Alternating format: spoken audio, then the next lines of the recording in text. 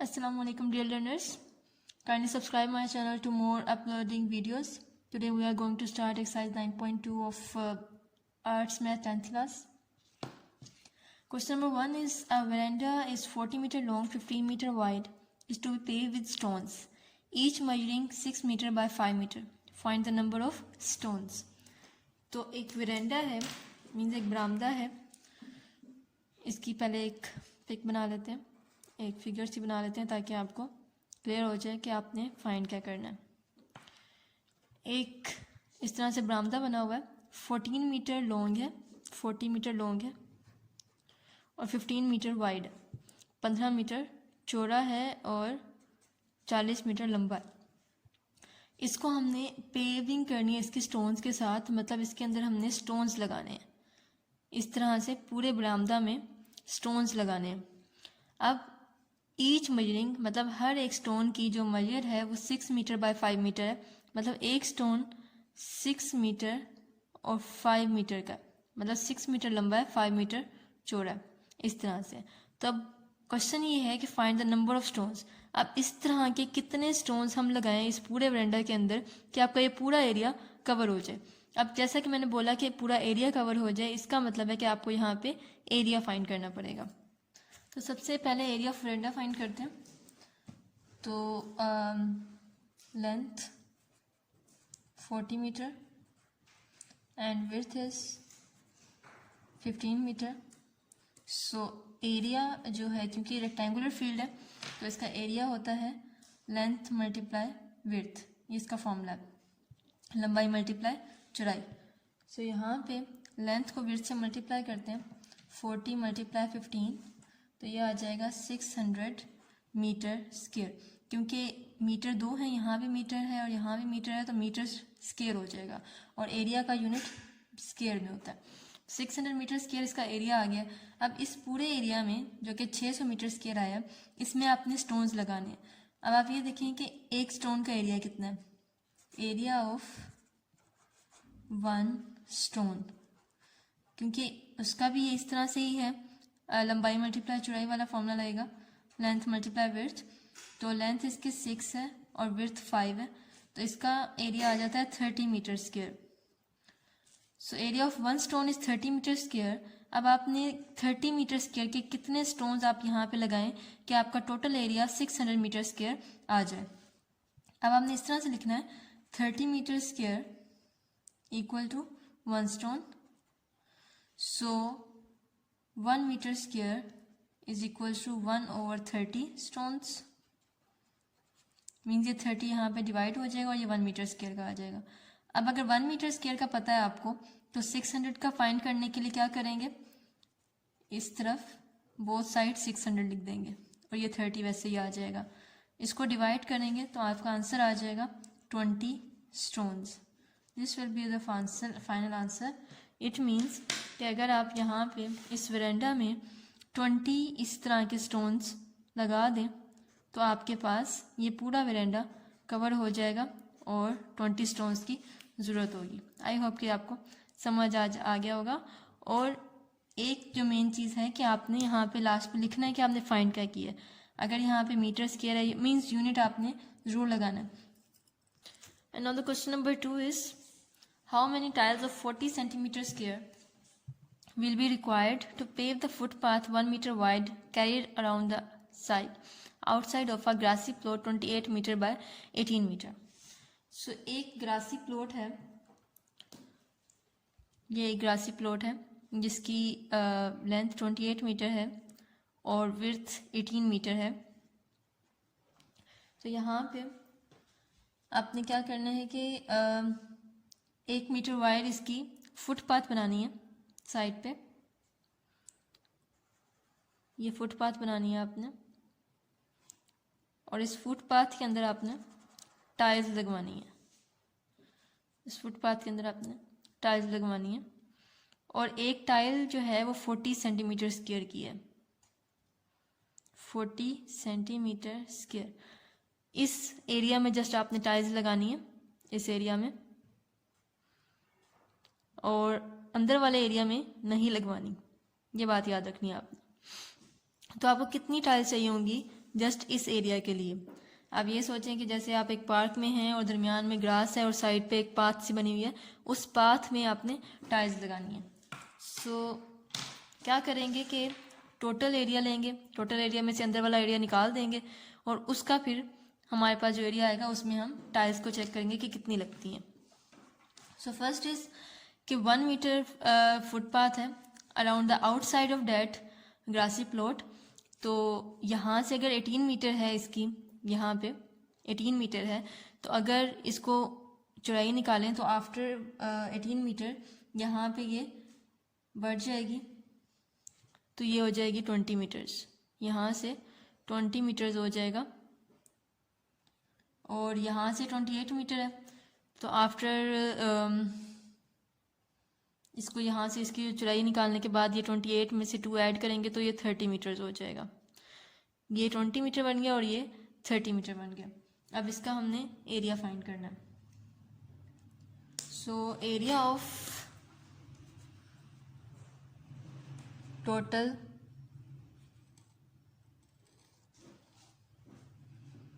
Park, total park का area है 20 multiply by 30, length multiply width 600 metre square. ये जो है वो उसका पाथ के साथ एरिया है। अब एरिया विदाउट फुटपाथ, मतलब अगर आप इस वाले की फुटपाथ को अंदर से निकाल दें, इस फुटपाथ को निकाल दें, तो जो बाकी एरिया है वो है 18 और 28 का। Length multiply width 28 multiply by 18 equal to 504 metre square.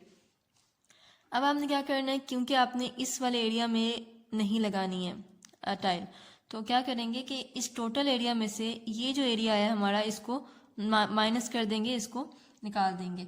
So remaining area equals 600 minus 504, तो जस्ट 96 मीटर स्क्वायर जो है ये एरिया बचता है इस फुटपाथ का, जस्ट इस फुटपाथ का। मैं अगेन रिपीट कर रही हूँ कि जस्ट इस फुटपाथ में टाइल्स लगानी है। सो 1 टाइल का एरिया है, area of 1 tile 40 centimetre square. अब क्योंकि ये देखें ये मीटर स्क्वायर में है, ये सेंटीमीटर स्क्वायर में है, तो इसलिए पहले इसको सेंटीमीटर से मीटर में जाएंगे। 1 मीटर में 100 सेंटीमीटर्स होते हैं, तो इसको डिवाइड करेंगे 100 स्क्वायर से। अब क्योंकि इसके और सेंटीमीटर स्क्वायर है, इसलिए 100 के स्क्वायर से डिवाइड करेंगे। इसको डिवाइड करने के बाद आपके पास आंसर आएगा 0.004 मीटर स्क्वायर। ये आप कैलकुलेटर से चेक कर सकते हैं। अब area of 1 tile 0.004 metre square है। अब आपको कितनी टाइल्स चाहिए कि आपका 96 मीटर स्क्वायर एरिया कवर हो सके। सो area of 1 tile is this, and जैसे कि आपने पिछले क्वेश्चन में किया था वैसे ही करना है, that 0.004 metre square equal to 1 tile and 1 metre square is equal to 1/0.004 और 96 मीटर स्क्वायर का हमने फाइंड करना है, तो 96 metre square equal to 96/0.004। You will get the answer 24,000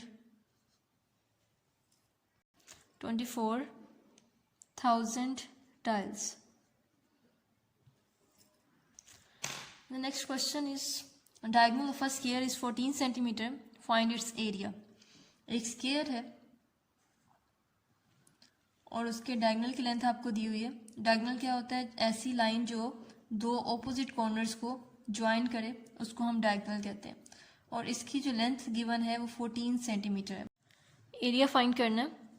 सो यहाँ पे एरिया का फॉर्मूला, अगर आपको डायगोनल गिवन हो तो एरिया का फॉर्मूला बनता है, area is equals to 1/2 diagonal square. So ये जस्ट सिंपल सा क्वेश्चन है और इम्पोर्टेंट भी क्वेश्चन है ये। 1/2 डायगोनल जो है 14 सेंटीमीटर है, 14 स्क्वायर। सो 1/2 14 स्क्वायर इज 196, और यहाँ 196 को 1 से मल्टीप्लाई करेंगे तो 196 आ जाएगा, over 2 is equal to 98 centimetre square. तो एरिया क्योंकि फॉर्मूला जो है हमेशा जो यूनिट है वो स्क्वायर में आता है, सो एंड पे आपने यूनिट के साथ स्क्वायर लाजमी लगाना। Question number 12 is find the area of an equilateral triangle whose side is 8 metre. किसी भी ट्राइंगल का एरिया फाइंड करने के लिए हम हीरोज फार्मूला यूज़ करते हैं। हीरोज फार्मूला, हीरो जो है वो एक मैथमेटिशियन का नाम है जिसने फार्मूला दिया। Heron's formula del equals to, del means area of triangle equals square root of s into s minus a, s minus b, s minus c, where s is equals to a plus b plus c over 2 and ABC are the sides of a triangle। ABC जो है वो इसकी sides हैं और S जो है वो A plus b plus c over 2 है। तो इसकी वैल्यूज़ आपको गिवन है क्योंकि इक्विलेटरल ट्राइंगल है। इक्विलेटरल ट्राइंगल ऐसा ट्राइंगल होता है जिसकी सारी साइड्स सेम हो। Equi means equal and lateral means sides. तो A भी 8 मीटर होगा, B भी 8 मीटर होगा और C भी 8 मीटर होगा। तो आपने इसका एरिया फाइंड करना है by using the Heron's formula. So यहाँ पे पहले S निकाल लेते हैं। S is equals to A plus b plus c over 2, 8 plus 8 plus 8 over 2, it will be 24 over 2, 24 over 2 equals 12 metre. अब आपने इसको इस फॉर्मूले में पुट करना है। डेल इज इक्वल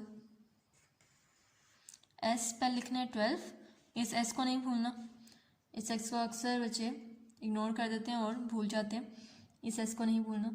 और यहाँ पे आएगा S minus A means 12 minus A is 8, आगे ब्रैकेट डालेंगे। इन ब्रैकेट्स के दरमियान में कुछ साइन नहीं, इट मीन्स के मल्टीप्लाई होंगे। अगला भी एस 12 आएगा माइनस बी, बी की जगह भी 8 आएगा।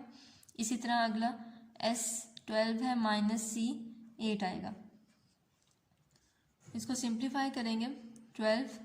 12 माइनस 8 4 होता है, इधर भी 4 आएगा और ये भी 4 आएगा। इन सब को मल्टीप्लाई करना है। स्क्वायर रूट ऑफ 768, और अगर आप इसका स्क्वायर रूट लें तो ये आ जाता है 16 स्क्वायर रूट 3 मीटर स्क्वायर, क्योंकि मीटर जो है इसका यूनिट है और पहले मैंने आपको बताया कि एरिया की यूनिट साथ हमेशा स्क्वायर लगाना है।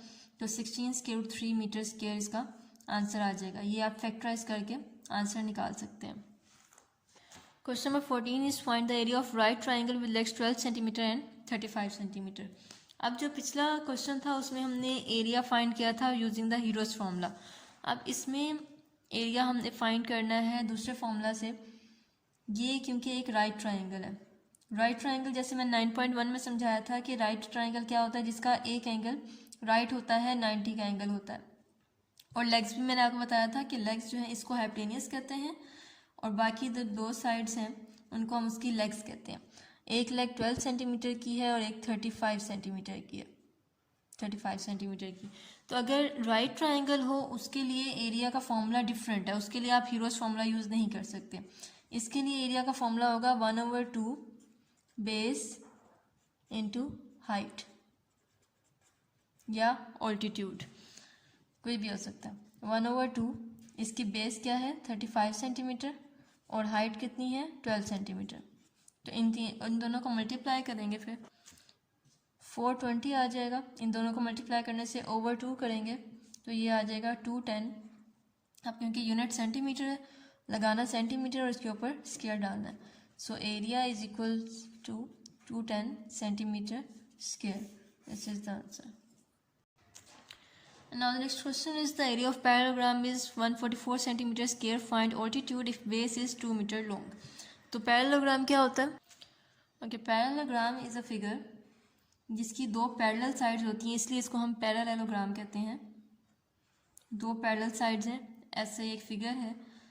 इसका जो एरिया गिवन है, जो इसके अंदर का एरिया है वो 144 सेंटीमीटर स्क्वायर गिवन है और जो इसकी बेस की लेंथ है, ये बेस है, ये 2 मीटर लॉन्ग है इसकी बेस।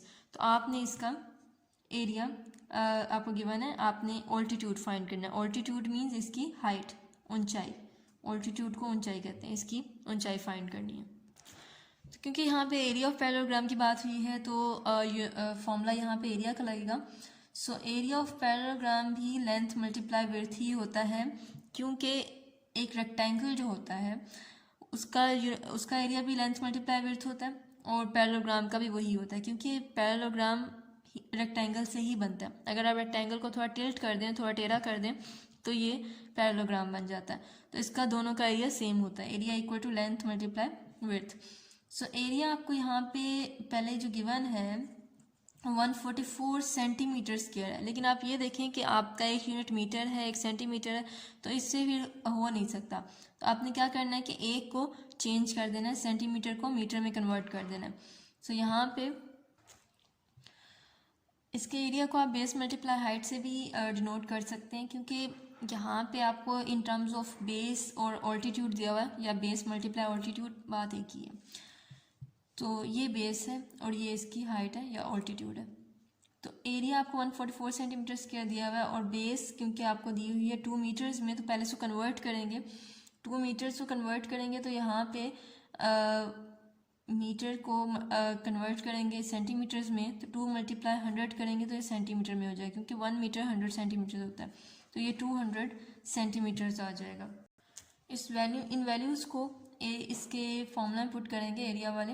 तो एरिया क्योंकि 144 सेंटीमीटर स्क्वायर है और लेंथ इसकी जो बेस है वो 200 सेंटीमीटर है, और आपने हाइट फाइंड करनी है, इसको हाइट को हम h लिख देते हैं।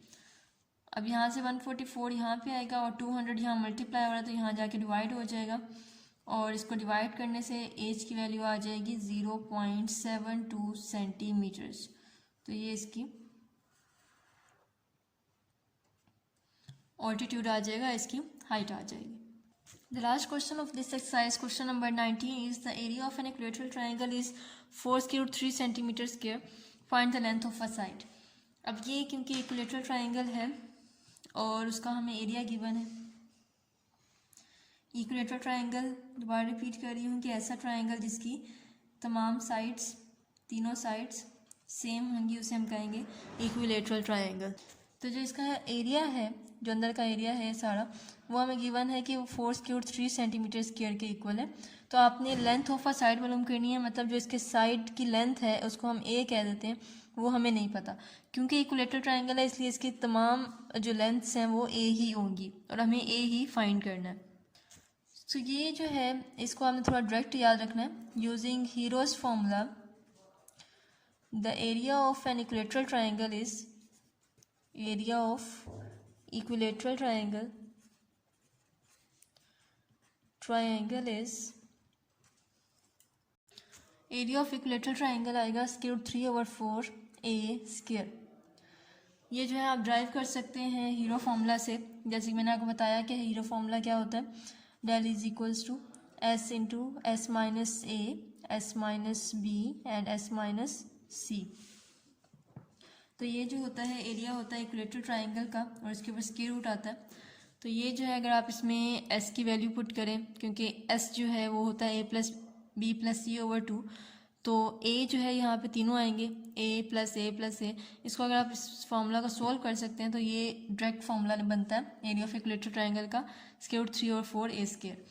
तो आप क्योंकि एरिया गिवन है 4 स्क्वायर रूट 3, तो एरिया की जगह पुट कर देंगे 4 स्क्वायर रूट 3 इक्वल्स जो उसका फॉर्मूला है स्क्वायर रूट 3/4 a स्क्वायर, ये इक्वल हो जाएंगे। अब क्योंकि आपने a फाइंड करना है तो इसको यहाँ पे ले जाते हैं, ये 4 यहाँ पे डिवाइड हो रहा है, वहाँ जाके मल्टीप्लाई हो जाएगा। 4 multiply 4 square root 3 is equal to square root 3a square. 4 multiply 4 16 हो जाएगा, is equal to square root 3a square. अब ये स्क्वायर रूट 3 यहाँ मल्टीप्लाई हो रहा है, वहाँ जाके डिवाइड हो जाएगा over square root 3 equals a square. It will be cancelled out and you will get a square equals 16, and taking square root on both sides to get the single a equal 4 centimeters. This will be the length of the side of that equilateral triangle. So this was the solution of exercise 9.2. बहुत simple सा solution था इसका। अगर कोई question नहीं समझ आया तो आप मेरे से पूछ सकते हैं। So thank you so much and keep supporting.